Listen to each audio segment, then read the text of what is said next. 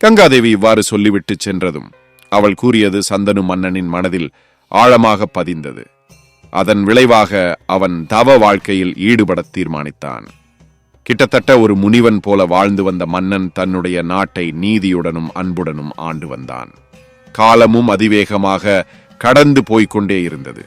சந்தனு மன்னன் ஒரு நாள் தன்னன் தனியாக கங்கை கரை ஓரத்தில் உலாவிக் கொண்டிருந்தான். அப்போது அவன் அழகிய ஓர் இளைஞனை சந்தித்தான். அந்த இளைஞனின் செயல்கள் அனைத்தும் வேந்தன் கவனத்தை கவர்ந்தது. அந்த இளைஞனின் தெய்வீக பேரழகு அவனை வசப்படுத்தியது. இதற்கெல்லாம் மேலாக அவனுடைய வில் அம்பு விளையாட்டில் தனித்தன்மை மிளிர்ந்தது. அம்புகளை கொண்டு பெருக்கெடுத்து ஓடிய கங்கா நதியை ஓடவிடாமல் அணை போட்டு தடுத்தான். அத்தருணத்தில் அங்கு தேவதை போன்ற பெண் ஒருத்தி வந்தாள். அவள் யார் என்று சந்தனு மன்னனுக்கு அடையாளம் கண்டுபிடிக்க முடியவில்லை. அப்போது அவள் மன்னனிடம், நான் கங்காதேவி, இவனுடைய தாய் என தன்னை அறிமுகப்படுத்திக் கொண்டாள்.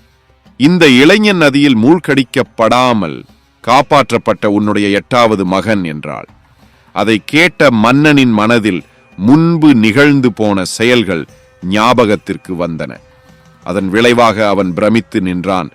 தேவவிரதன் என்னும் பெயர் பெற்ற இவன் நம்முடைய செல்வனாவான். முன்பு கூறியபடி இதுவரை அனைத்து பயிற்சிகளையும் கொடுத்து இவனை வளர்த்திருக்கின்றேன்.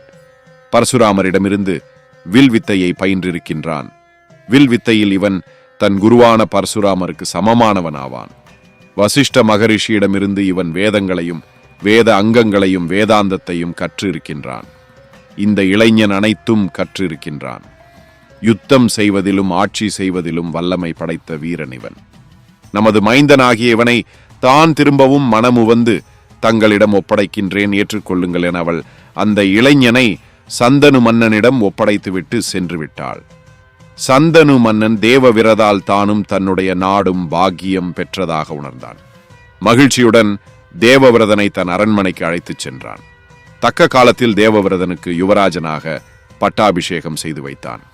அந்த இளைஞனிடம் இருந்த திறமைக்கும் அறிவுக்கும் ஆற்றலுக்கும் ஏற்றவாறே பித்ரு பக்தியும் அவனிடத்தில் தலை சிறந்து திகழ்ந்தது. அமைதியாக 4 ஆண்டுகள் கடந்து போயின. அதன் பிறகு நிகழ்ச்சி ஒன்று நடந்தது. சந்தனு மன்னன் யமுனை நதி அருகே உலாவிக் கொண்டிருந்தான். அப்பொழுது ஒரு இடத்தில் சொல்ல இயலாத அளவிற்கு இனிமை நிறைந்த நறுமணம் கமழ்வதை உணர்ந்தான்.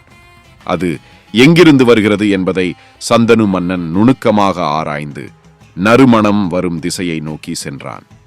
யமுனை நதி அருகே ஒரு தீவிலே செம்படவ வேந்தன் ஒருவன் வாழ்ந்து வந்தான். அவனுடைய செல்வியின் பெயர் சத்தியவதி. முனிவர் ஒருவர் வழங்கிய வரத்தின் விளைவாக அந்த நறுமணம் அவளிடமிருந்து வந்து கொண்டிருந்தது. அந்த மங்கையை பார்த்தவுடனே மன்னன் அவள் மீது காதல் கொண்டான்.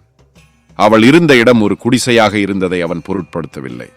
இத்தனை நாள் தவநெறியில் ஈடுபட்டிருந்த வேந்தன் இப்போது காதல் கொண்டு தன்னை மணந்து கொள்ள வேண்டும் என்று சிறிதும் தயங்காமல் அந்த பெண்ணிடம் வேண்டினான்.